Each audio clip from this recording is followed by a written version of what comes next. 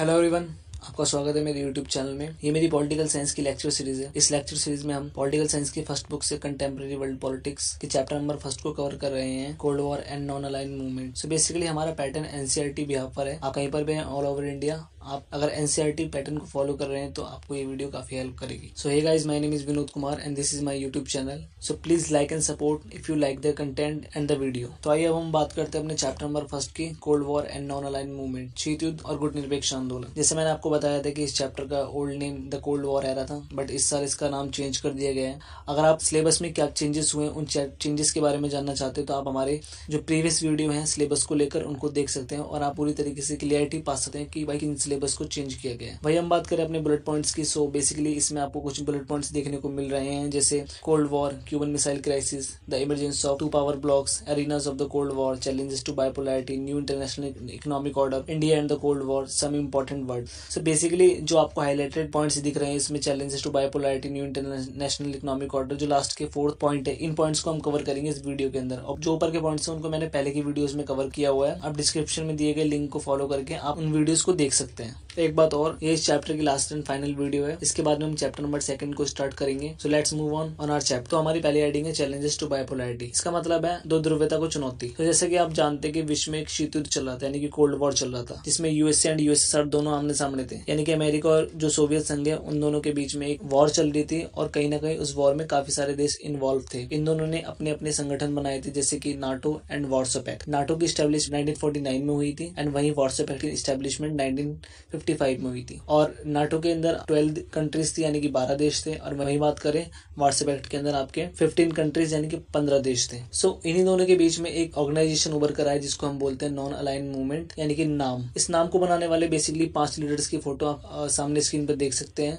जिसमें सबसे इंपॉर्टेंट जो रोल है वो श्री जवाहरलाल नेहरू ने निभाया था। एंड बाकी 5 ये लोग जिनकी फोटो आप सामने स्क्रीन पे देख रहे हैं, इन लोगों ने ही नॉन अलाइनमेंट यानी कि गुट निरपेक्ष आंदोलन का आधार रखा था और फाइनली इस ऑर्गेनाइजेशन को 1961 में सक्सेसफुली समिट के द्वारा ऑर्गेनाइज करवाया था। तो जैसे आप इनके नाम पढ़ सकते हैं, Abdul Gamal Nasser from Egypt, Kwame Nkrumah from Ghana, Shri Jawaharlal Nehru from India, Sukarno from Indonesia, Joseph Broz Tito from Yugoslavia. ये 5 लीडर्स ने काफी इंपॉर्टेंट भूमिका निभाई थी इस ऑर्गेनाइजेशन को बनाने में। और कहीं ना कहीं उस समय पे जो यूएसए एंड यूएसएसआर जो 2 महाशक्तियां हैं, इनसे आइसोलेट रहने में काफी हेल्प की थी उन देशों की जो उस समय पे आजाद हो रहे थे। सो हम अपनी स्लाइड्स को पढ़ते हैं एक बार एंड वहां से अपने टॉपिक को कवर करते हैं। So non aligned movement NAM offered the newly decolonized countries of Asia, Africa and Latin America a third option not to join any of the alliance. इसका मतलब है नाम ने जो भी उस समय पे 1945 के बाद में जो एशिया, अफ्रीका, लैटिन अमेरिका के देश आजाद हो रहे थे, उनके सामने ये ऑप्शन रखा कि भाई किसी भी अलायंस को ज्वाइन नहीं करना है, चाहे वो यूएसए की है चाहे वो यूएसएसआर की है। Second, NAM was founded by 3 leaders, Yugoslavia Joseph Broz Tito, India Jawaharlal Nehru and Egypt's leader Gamal Abdul Nasser, Indonesia and Sukarno and Ghana's Kwame Nkrumah strongly supported them. इसका मतलब ये है कि बेसिकली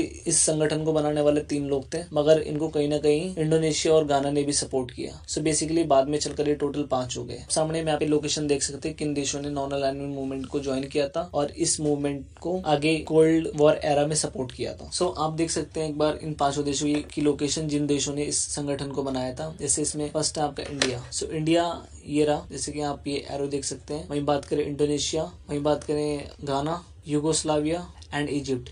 इन 5 देशों ने मिलकर नॉन अलाइंड मूवमेंट को बनाया था और वर्ल्ड में एक मैसेज दिया कि भाई किसी भी अलायंस को ज्वाइन नहीं करना है। The first NAM summit was held in 1961 at Belgrade. जैसे कि मैंने आपको बताया था कि नेम की सबसे पहली बैठक 1961 बेलग्रेड यानी कि यूगोस्लाविया में हुई थी और इसमें टोटल 25 कंट्रीज ने इसको ज्वाइन किया था। Non alignment neither means isolationism और neutrality, it played a role in mediating between the 2 rival alliances. नाम का मतलब ये बिल्कुल नहीं था कि ये पूरी तरीके से अपने आप को विश्व से अलग कर लेगा और ना इसका मतलब था कि ये पूरी तरीके से न्यूट्रल होगा, कि ना तो ये यूएसए के फेवर में जा रहा है और ना ही यूएसएसआर के। कहीं ना कहीं इस संगठन ने दोनों के बीच में एक मीडिएटर यानी कि एक बीच के बिच्छू की तरह काम किया और कहीं ना कहीं जो युद्ध है उसको कम से कम मिनिमाइज करा जा सके उसके लिए अपनी जो प्रैक्टिसेस हैं उनको जारी रखा।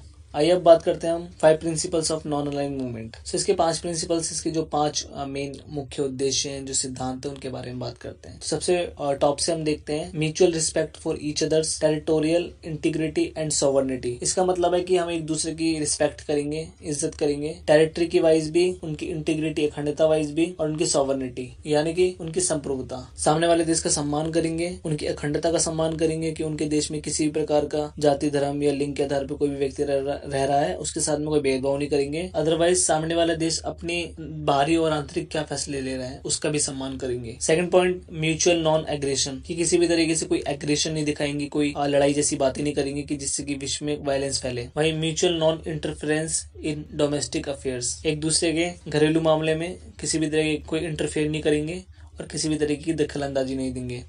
इक्वालिटी एंड म्यूचुअल बेनिफिट, एक दूसरे के साथ में बराबर रहेंगे, इक्वालिटी समानता रखेंगे और एक दूसरे को बराबर फायदा करेंगे। पीसफुल को एग्जिस्टेंस, एक साथ शांति से रहेंगे और किसी भी तरीके के वॉर को बढ़ावा नहीं देंगे, यानी कि युद्ध को बढ़ावा नहीं देंगे। तो ये बेसिकली 5 प्रिंसिपल्स आपके एग्जाम में भी पूछे जाते हैं, जिनको आपको मेंशन करना होता है। आप इनको नोट डाउन भी कर सकते हैं अपनी कॉपीज में और अपने नोट्स बना सकते हैं। आइए हम बात करते हैं न्यू इंटरनेशनल इकोनॉमिक ऑर्डर की। सो बेसिकली ये एक संगठन था जिसकी एस्टेब्लिशमेंट 1972 में हुई थी और इसका मेन पर्पस यही था कि जो थर्ड वर्ल्ड कंट्रीज थी, यानी कि एशिया, अफ्रीका और लैटिन अमेरिका के जो देश थे, उन देशों की हेल्प करना। सो बेसिकली कहीं ना कहीं इसकी एस्टेब्लिशमेंट यूएनओ की एक एजेंसी के द्वारा किया जाता है जिसका नाम होता है UNCTAD, United Nations conference on trade and development, जो आगे चलकर कहीं ना कहीं थर्ड वर्ल्ड कंट्रीज को फायदा करता है। तो एक बार हम स्लाइड्स को रिव्यू कर लेते हैं। The challenge for the newly decolonized countries was to become more developed economically and to lift their people out of poverty. सबसे पहला चैलेंज थर्ड वर्ल्ड कंट्रीज के सामने ये था कि वो अपने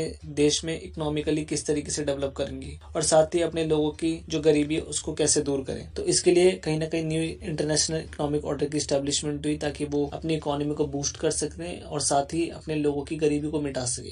second, the idea of new international economic order NIEO originated with this realisation. So basically new का जो एस्टेब्लिशमेंट था वो इसी आइडिया के आधार पर किया गया था कि भाई इनकी गरीबी को दूर किया जाएगा। आगे बात करें, the United Nations conference on trade and development UNCTAD brought out a report in 1972 entitled Towards a New Trade Policy for Development. So basically UNCTAD, जिसकी फुल फॉर्म है United Nations conference on trade and development, जिसको मैंने आपको अभी पहले भी mention किया था एज अ ब्रीफ। सो इसने क्या करा था कि 1972 में एक रिपोर्ट पेश करी थी towards a new trade policy for development, जिसके बिहाफ पर 1972 में ही आपके NIEO की एस्टेब्लिशमेंट हुई। सेकंड पॉइंट में हम देखते हैं the nature of non alignment change to give a greater importance to economic issues. As a result NAM became an economic pressure group. आगे चलकर नाम ने इकोनॉमिक इशूज को काफी इंपॉर्टेंस दी ताकि जो थर्ड वर्ल्ड नेशंस हैं उनकी गरीबी को दूर करा जा सके और कहीं ना कहीं नेम के ऊपर जो कंट्रीज थी उन्होंने प्रेशर भी बनाया कि भाई हमारे देशों की गरीबी को कैसे रिमूव किया जाए, कैसे दूर किया जाए, उसके लिए भी कहीं ना कहीं एक प्रेशर दिया गया। आगे बात करें India and the cold war. So basically cold war के साथ में इंडिया की क्या इंपॉर्टेंस थी, क्या भूमिका थी, उसके बारे में हम जानेंगे। India followed a two way policy regarding the cold war. It did not join any of the alliance and raised voice against the newly decolonized countries becoming part of these alliances. तो कोल्ड वॉर के time पर India ने two way policy चलाई, जिसका मतलब था कि भाई पहली चीज किसी भी देश को जो आजाद हो रहा है उसको किसी भी तरीके की कोई अलायंस ज्वाइन नहीं करनी है, और दूसरी चीज जो देश यूएसए और यूएसएसआर के अलायंसेस को ज्वाइन कर रहे हैं उनके अगेंस्ट अपनी वॉइस को रेज करना, अपनी आवाज उठाना, ताकि वो देश यूएसए और यूएसएसआर का साथ छोड़े और नाम के संगठन में जुड़ जाए।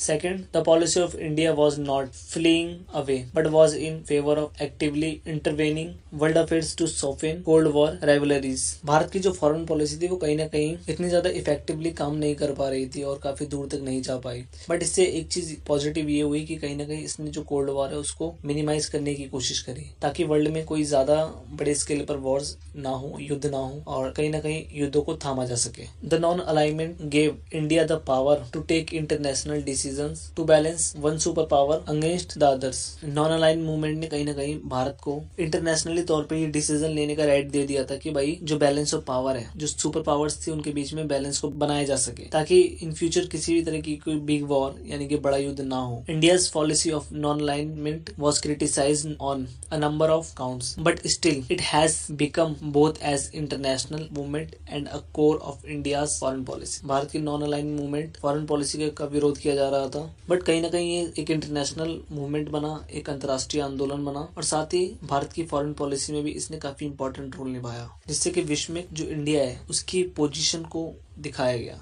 तो आइए हम बात करते हैं कुछ इंपॉर्टेंट वर्ड्स की, जिसको इस चैप्टर में हम पढ़ते हैं और कहीं ना कहीं इनको हमें एज ए डेफिनेशन के तौर पे भी जानना बहुत जरूरी है। अगर आपको ये वर्ड्स ब्रीफली याद होंगे तो आपकी क्लासेस में आपको बहुत हेल्प करेंगे। जैसे फर्स्ट है cold war. Cold War referred to competitions, tensions and a series of confrontation between the US and USSR। शीत युद्ध एक ऐसा टाइम था भाई जिस टाइम पर मतलब कहीं ना कहीं बहुत सारे कंपटीशन, टेंशंस और कॉन्फ्रंट्रेशन यूएसए एंड यूएसएसआर के बीच में लगे हुए थे। अदरवाइज मैं दूसरी डेफिनेशन बोलूं जैसे कि कोल्ड वॉर एक ऐसा मूवमेंट था भाई जिसमें किसी भी तरह के कोई वेपन का यानी कि किसी भी प्रकार के कोई हथियार का इस्तेमाल नहीं किया गया था और ये युद्ध बस एक आइडियोलॉजी के बिहाफ पर लड़ा गया था, जो आइडियोलॉजी थी कम्युनिस्ट एंड कैपिटलिस्ट। बात करें क्यूबन मिसाइल क्राइसिस की, it created tension between the US and USSR when Soviet Union USSR installed missile in Cuba to make it Russian base। तो क्यूबन मिसाइल क्राइसिस क्या था? Basically ये US and USSR के बीच में एक tension थी जो कि सोवियत संघ द्वारा क्यूबा में जब मिसाइल लगाई गई ताकि क्यूबा को अपना रशियन बेस बनाया जा सके, और फिर बाद में चलकर यूएसए ने उनके शिप्स को हाईजैक कर लिया और एक वार्निंग दी कि अगर आप अपने शिप्स को नहीं रोकोगे या अपनी मिसाइल्स को नहीं हटाओगे तो हम आपके ऊपर अटैक कर देंगे, जो कि जॉन एफ कैनेडी के द्वारा बोला गया था। तो इससे कहीं ना कहीं इस टाइम पे लग रहा था कि निकिता क्रुश्चेव जो कि यूएसएसआर के प्रेसिडेंट थे और जॉन एफ कैनेडी यूएसए के प्रेसिडेंट थे, दोनों आपस में वॉर न कर बैठे और इस वॉर के चक्कर में पूरा वर्ल्ड इसका खामियाजा न भुगते।